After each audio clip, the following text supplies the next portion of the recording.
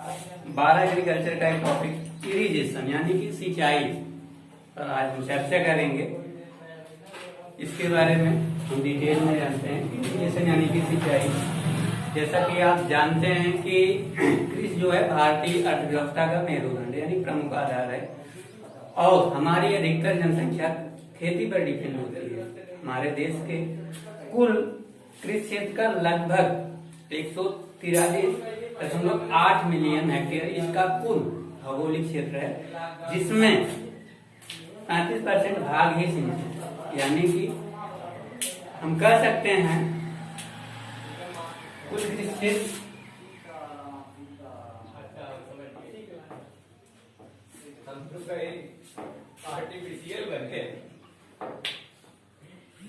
143.8 million hectare है।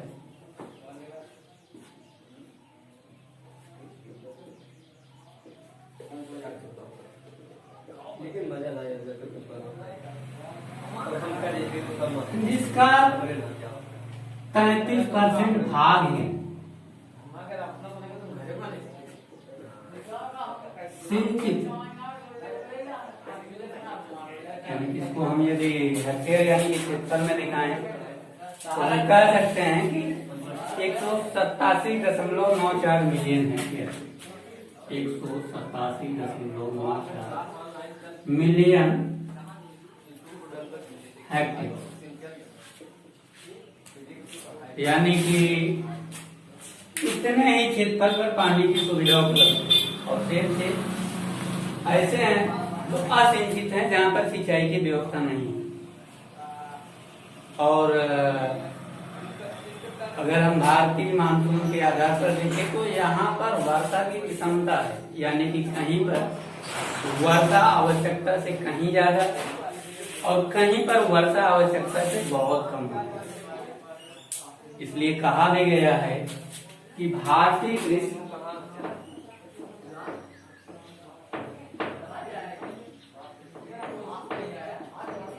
Monsoon का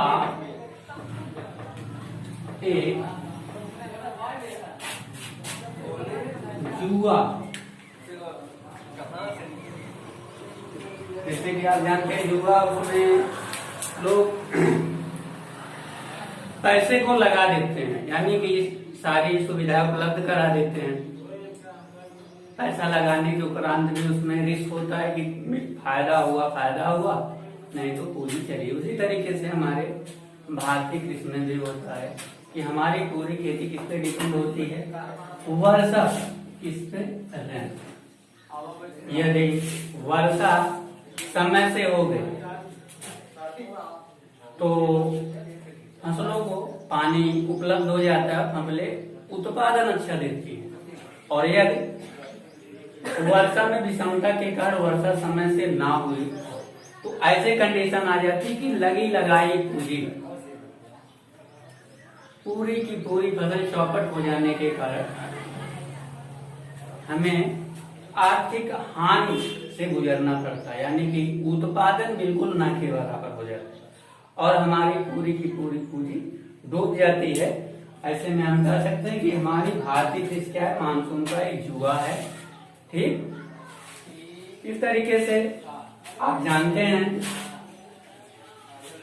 कि वर्षा कुछ स्थानों पर बहुत ज्यादा, तो जैसे आप जानते हैं कि चेरापूंजी एक स्थान है जहां पर वर्षा का वितरण बहुत ज्यादा होता है। 1275 सेंटीमीटर से अधिक वर्षा यहाँ पर आती है।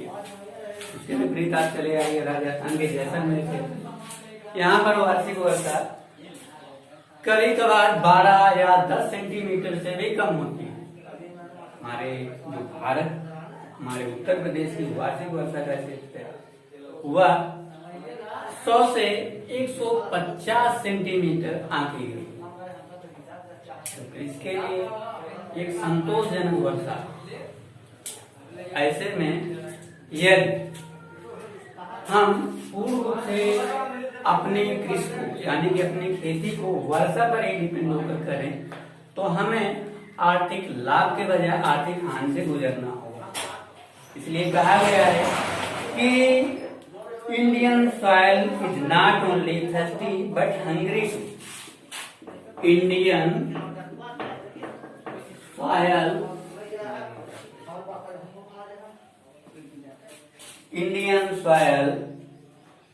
is not only thirsty,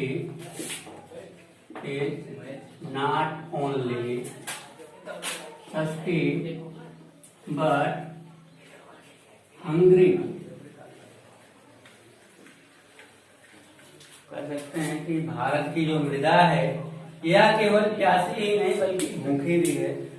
ठीक, अतः फसलों के सबल उत्पादन के लिए, ठीक है, हमें सिंचाई की व्यवस्था करनी होती है। और हम इस तरीके से कह भी सकते हैं कि फसलों को वर्षा पर डिपेंड न होकर कृत्रिम रूप से जल देने की प्रक्रिया यानी कि पानी उपलब्ध कराने की प्रक्रिया को हम सिंचाई कहते हैं। या अंग्रेजी में, इंग्लिश में कहना चाहे तो हम कह सकते हैं कि artificially applied of water to the plant is called irrigation. या कह सकते हैं हिंदी में इसकी परिभाषा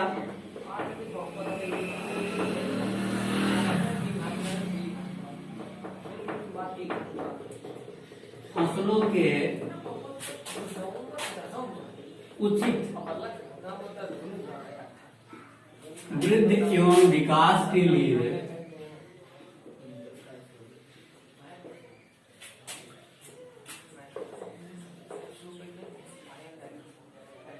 कृत्रिम ढंग से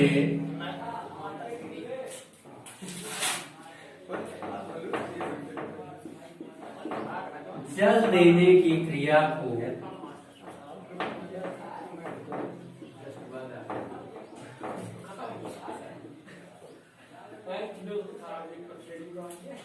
सिंचाई करते हैं। सिंचाई के अंतर्गत वर्षा का जल सम्मिलित नहीं किया जाता है क्योंकि वर्षा फसलों के आवश्यकता के अनुरूप नहीं होता।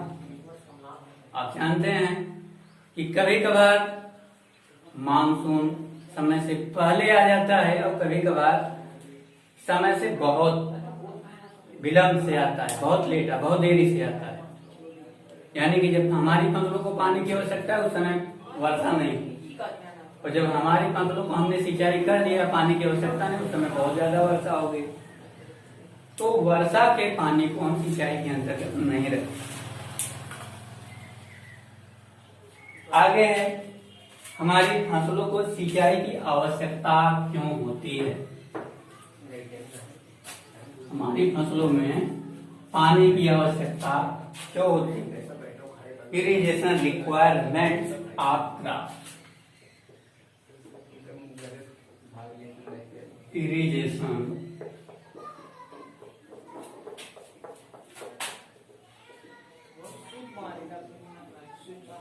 ऑफ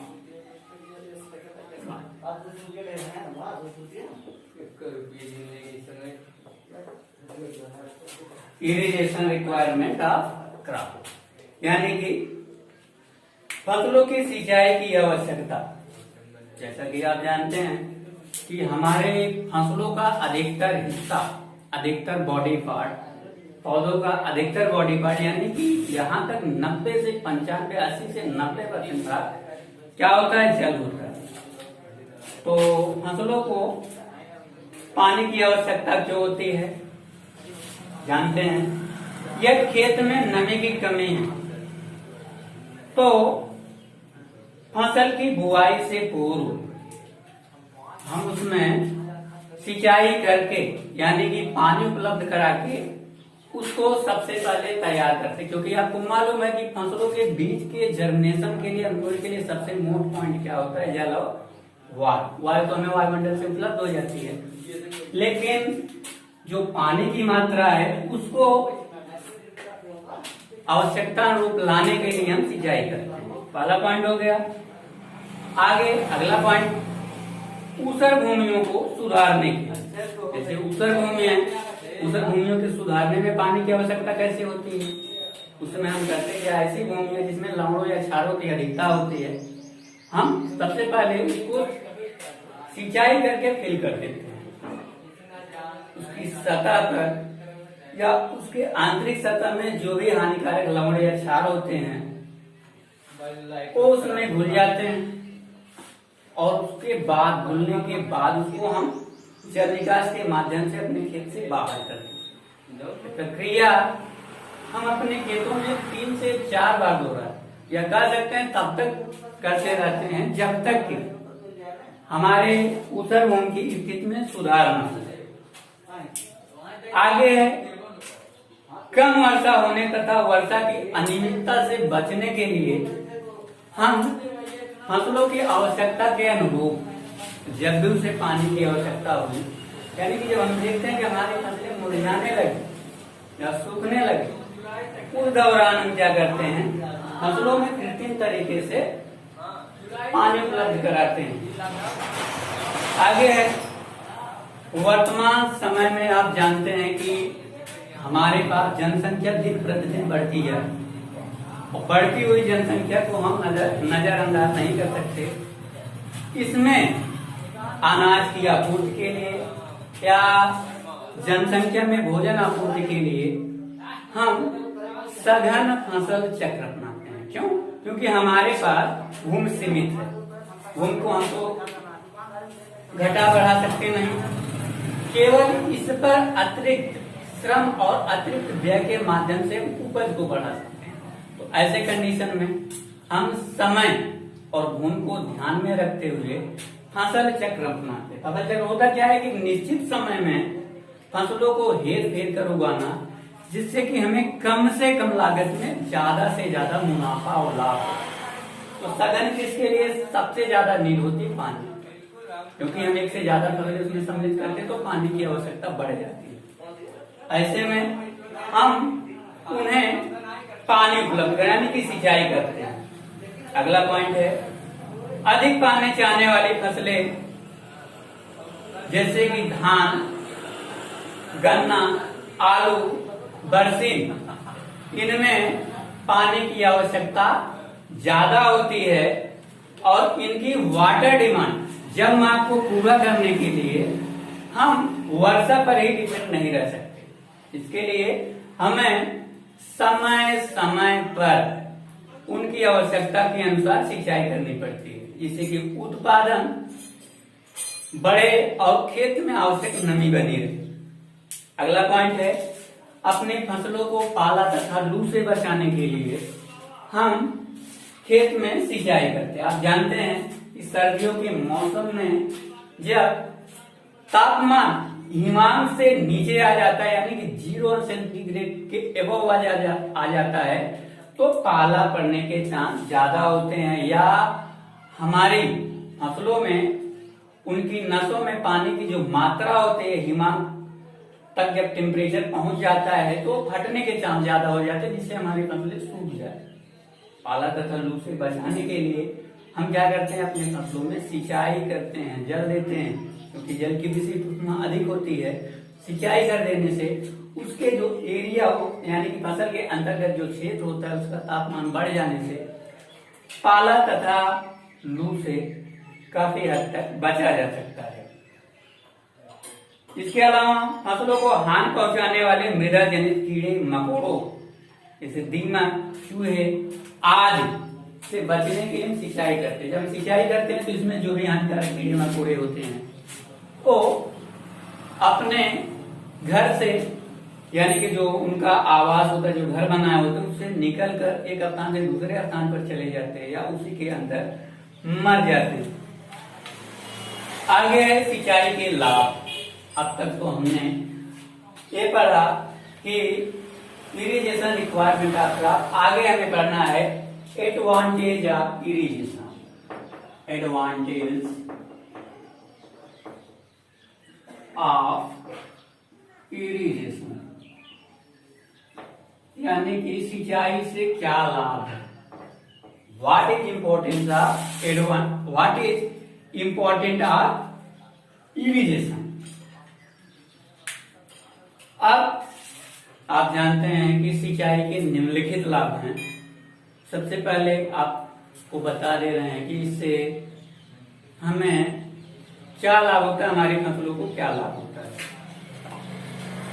सिंचित क्षेत्रों में उत्पादन अधिक होने से किसानों की जो आर्थिक दशा होती है वो सुदृढ़ होती है। इसके अतिरिक्त वर्षा न होने पर अपनी फसलों को सूखे या अकाल से बचाने के लिए भी हम सिंचाई करते हैं। सिंचाई करने से फसलों का उत्पादन बढ़ता है। अगला पॉइंट, उत्पादन बढ़ने से किसानों की दशा में सुधार होता है। इसके अतिरिक्त मृदा की जो गुणवत्ता होती है, मृदा की जो सॉइल टेम्परेचर होती है वो एडजस्टमेंट होती है, बनी रहती है। और सिंचाई द्वारा जो ऊसर भूमियां हैं, जो बेकार पड़ी भूमियां जिनमें हानिकारक लवण या चारों के द्वारा हम खेती नहीं कर पा रहे हैं, सिंचाई के द्वारा हम सुधार दे सकते हैं। सिंचाई की समुचित व्यवस्था करके हम मूल्यवान फसलें भी उगा सकते हैं, या हम कह सकते हैं इसमें सिंचाई की व्यवस्था उपलब्ध हो तो आप सीजन फसलों को भी उगा सकते हैं। आप सीजन फसलों का अर्थ होता है कि ऐसी फसलें, आप जानते हैं कि जब फसलों का सीजन होता है तो फसलों जो जैसे मान लीजिए सब्जियां हो, अनाज हो, कोई भी फसल हो, तो उस समय उसका डिमांड ज्यादा होता है, मार्केट में वैल्यू ज्यादा होता है, अच्छी कीमत होती है। और जब फसलों का सीजन होता है तो सब किसान के पास एक जैसी सब्जियां उपलब्ध होती है, तो कोई इतना ज्यादा डिमांड नहीं है। लेकिन जब इसका सीजन चला जाता है, आप सीजन में यदि हम इन फसलों की खेती करें, हमारे पास सिंचाई की व्यवस्था है, तो हम यदि इनकी खेती करते हैं तो हम इनको पैदा करके इनसे अतिरिक्त आय और लाभ